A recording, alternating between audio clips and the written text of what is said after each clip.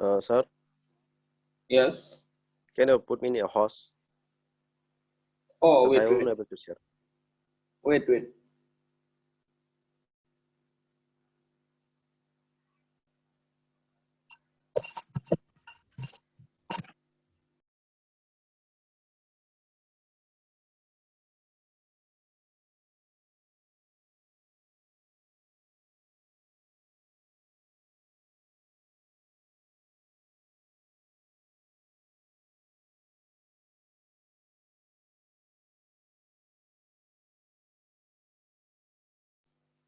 Now you can share.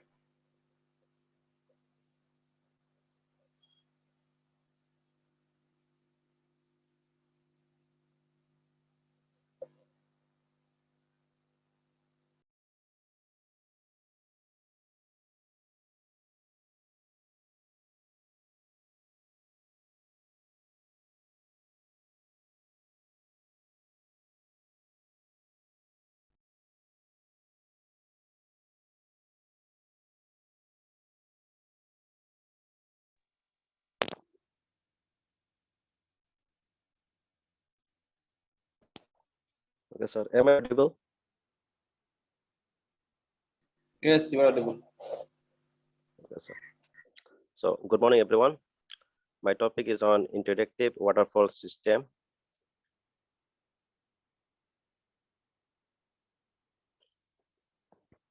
So, let's start with the interactive model. What is interactive model? The interactive process model is the implementation of the software development lifecycle in which the initial development is started based on the initial requirements, and more features are added to the base software product with the ongoing interactions until the final system is created.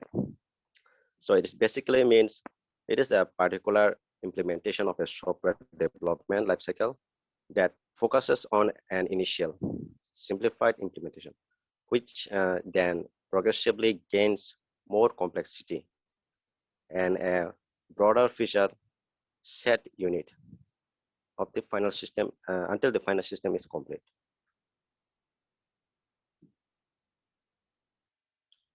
So introduction. This model was not the first model to discuss interactive development. I mean, it was not the first model to discuss interactive development. And as it is like the introduction, we are typically 6 months to 2 years long. And each phase starts with a design, goal, and ends, with the client reviewing the progress thus far. Analysis and engineering effort are applied at each phase of the project with an eye towards the end goal of the project. And the features of this model. This approach carries less risks than a traditional waterfall approach, but is still far more risky and less efficient than a more agile approach. In this particular model, the interactive process starts with a simple implementation of a small set of software requirements and interactive enhance the evolving version until the complete system is implemented and as ready to be deployed. As we can see in this model diagram, requirements build 1, build 2, build 3. It's basically all the same. It have to go in a certain steps: design and development, testing, and implementation. So this is where my part ends. I'm gonna hand it over to my colleague Chris. Thank you, sir.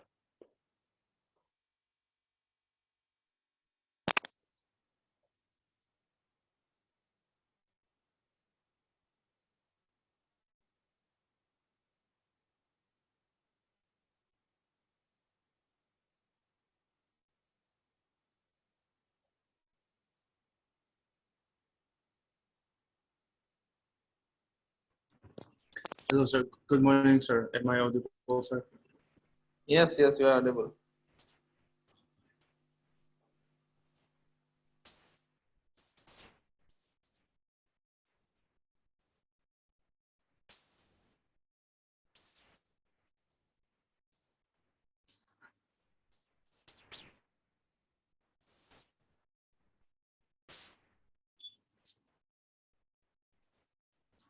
Good morning, everyone. My name is Chris Levon from the Department of Computer Science and Engineering.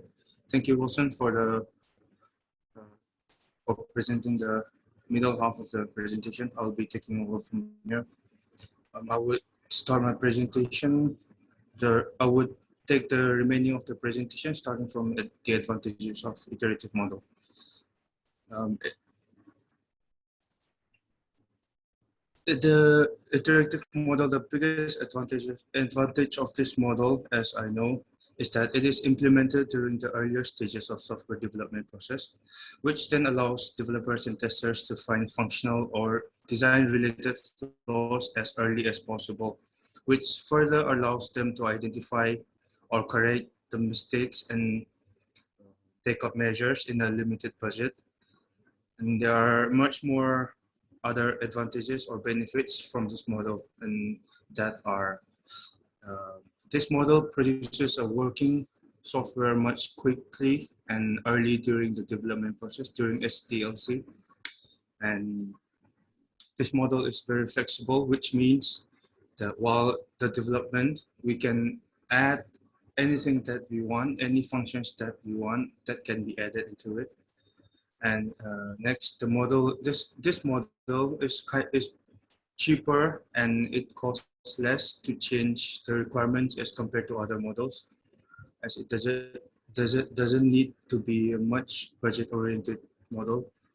The end user or the stakeholders can give their feedback quickly, which can then be implemented into the system. As I've mentioned in the second point, that it is very flexible, and anything that stakeholders or the users want, we can implement them while during the development process. And the errors and bugs in the system can be identified early during the development, which means that since this iterative model is started, everything is started from the beginning, every problem and all the development has been identified from the beginning before the development. We can find out the errors and all the bugs that can be developed during the development process. And this model takes small development teams as compared to other processes. These are some of the advantages. Now we'll go to the disadvantages. Even though this model is extremely beneficial, there are lots of drawbacks or advantages attached to it. Just that each phase of an iteration is rigid with no overlappings. Also, this system architecture or design issues may come up because not all requirements are gathered at the beginning of the entire life cycle. That means that, and this and there are some more disadvantages that I'll bring out. Number one, there are problems pertaining to the system architecture that can come up because the requirements are not gathered upfront, as I've mentioned before. Next, this particular model is not a good choice for small projects, as it can take 6 to 2 months of development, as mentioned earlier by my previous colleague. And this particular model is more resource intense than the waterfall model. There are risks involved that require highly qualified specialists to check the risk in our system, and the whole process is difficult to manage. These are some of the advantages that I've gathered. In the conclusion, the iterative model iterates planning, design, implementation, and testing stages again and again. This helps in ensuring that the final product built iteratively is according to the standard required by the user. This model gives an opportunity to identify and rectify any major design or planning flaws in the process model. This is because of its cyclic nature. Furthermore, the iterative model is really beneficial as it can accommodate changes in the initial specified requirements to the system. And this is all for my presentation today. Thank you. Thank you, sir. Okay. Thank you, both of you.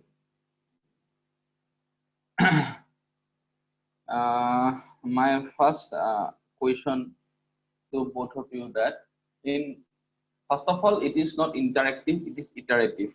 I think Wilson have pronounced it wrongly. It is iterative waterfall model, not interactive waterfall model. Okay. Then the question is that, as can you share the PPT again? Someone share the PPT again. All right, Wilson sir. or Sure, sir.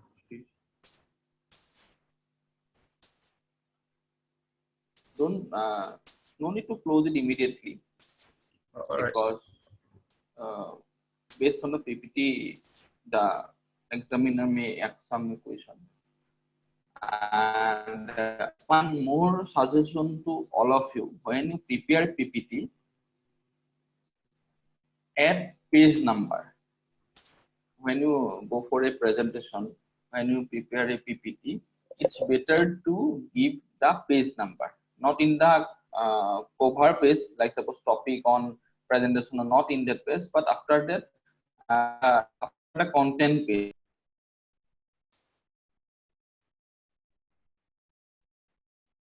Hello, sir. Can you hear, sir?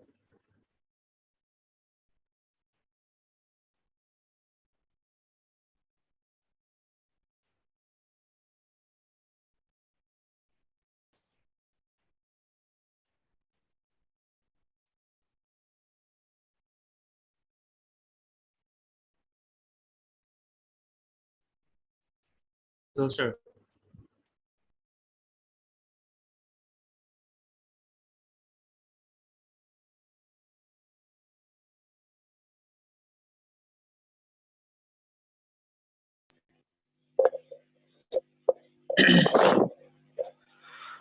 Uh, when what I'm mentioning that when you prepare a PPT, always add page number from the introduction page, which helps you helps the examiner to remember that at which slide and he or she wants to ask some questions. Okay. Now go to the slide number 4. The diagram, where the diagram is available. Okay, so in this diagram, you have mentioned that in build 1, build 2, build 3. That means we are doing the same thing again and again.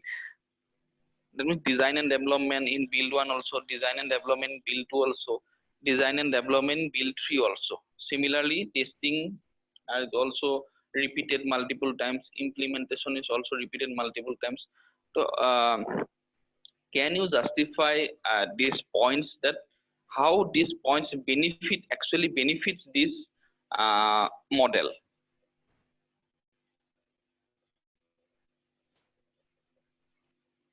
Sir, this is actually, sir, it consumes lesser time, sir, for the development phase. How? Because but in this diagram, if we go that we are doing the design and development again and again and again, then from that point of view, it may require more time.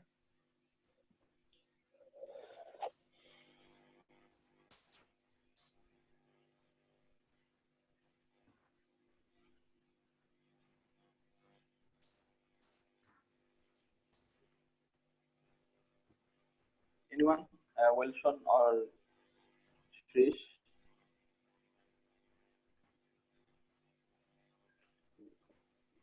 Sorry, it's less riskier than traditional. Yes, I'm coming to that point. Here you mentioned that this approach carries less risk than a traditional waterfall approach. Can you justify this point? How we can consider it as a less risky as compared to traditional waterfall model? Sir, it's much less riskier because bugs and other problems are identified before the beginning of the development. Before the And beginning of the before the development, sir. And changes can be made while the development process is going on. Okay. According to you, what is the major advantages of this iterative. Sir, as I've mentioned before, the biggest advantage of this model is that this particular model, it is implemented during the earlier stages of the software development, and so this in turn allows developers and other testers to find bugs and design flaws as early as possible.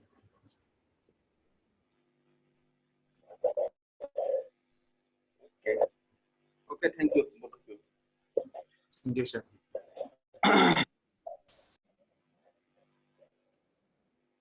The next group is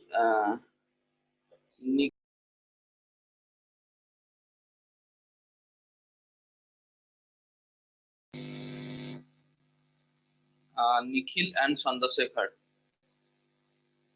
but they have not joined yet. Why? Anyone have any idea?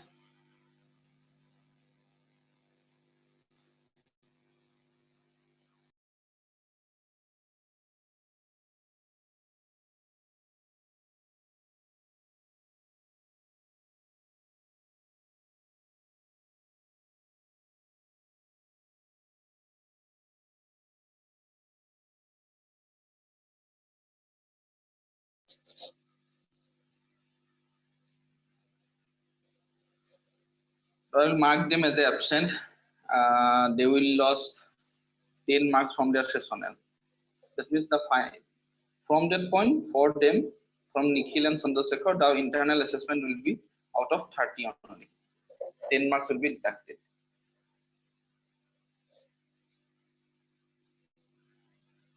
Someone informed them that there are 10 marks will be deducted from their sessional marks. That means their evaluation is from out of 30. Okay. Once again, thank you everyone. You have gone from the topic well, but you need to go through some more depth, especially for the categories. That means for which category of software we normally prefer this kind of protocols and their execution part. Okay. From next class, I will go through all the topics a little bit so that if there are any confusion, it will be clear. And from your end, if you have any query, you can also share with me. Okay, I have a meeting now, so I have to end up this class. Since Chandrasekhar and Nikhil is not present today, I'm not going. There's no scope of the last presentation, and I'm not going to start a new topic today. From tomorrow, I will continue.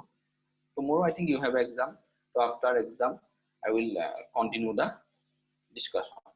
Okay. Okay. Thank you. Thank you, everyone. Any query from anyone?